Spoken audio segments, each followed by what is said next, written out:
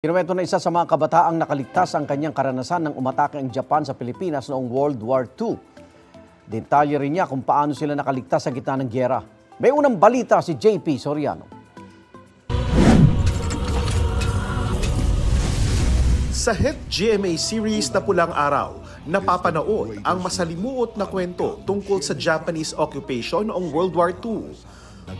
Umikot ang kwento sa buhay ng magkakaibigang sina Adelina, Teresita, Hiroshi at Eduardo at kung paano sila lumaban at nabuhay noon.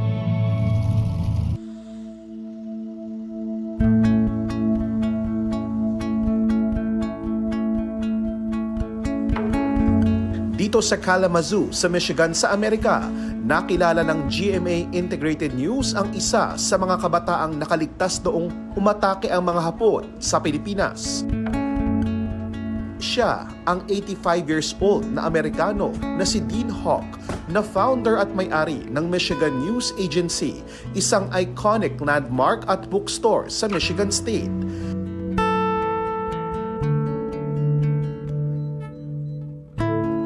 Ipinanganak si Dean sa Pilipinas noong 1939 sa Baguio.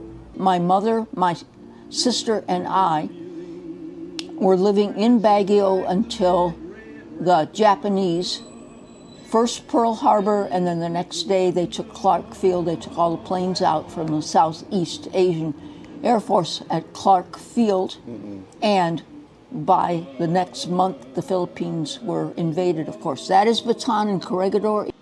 Si Dean, ang kanyang ina at kapatid, dinala sa University of Santo Tomas sa Maynila na nagsilbing pinakamalaking kampo o internment camp para sa mga Amerikano at Pilipinong bihag na mga Hapon noon.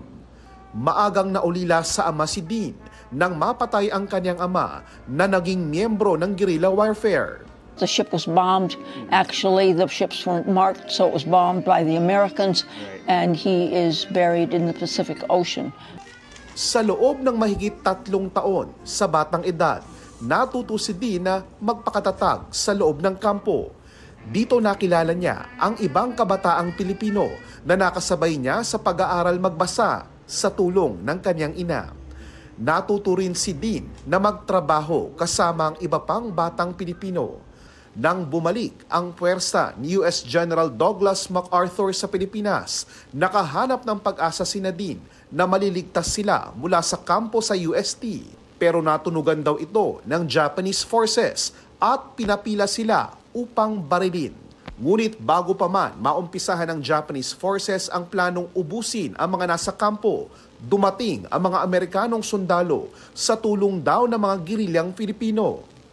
The reason that I am alive is because the Filipinos helped the Americans liberate us, and they got to us an hour before we were actually going to be shot down by the Japanese. We were lined up for that, and the tanks, the American tanks, got there earlier than thought because the Filipinos helped them, and that is how why I'm still alive. At simula na makatakas sa Pilipinas at makapunta rito sa Amerika, hindi na bumalik si Dean sa Pilipinas dahil masyado raw itong masakit sa kanya. Pero ayon kay Dean, patuloy daw naman nanatiling buhay sa kanyang puso ang pagmamahal ng mga Pilipino. Mula rito sa Kalamazoo, sa Michigan, sa Amerika. Ito ang unang balita, JP Soriano para sa GMA Integrated News.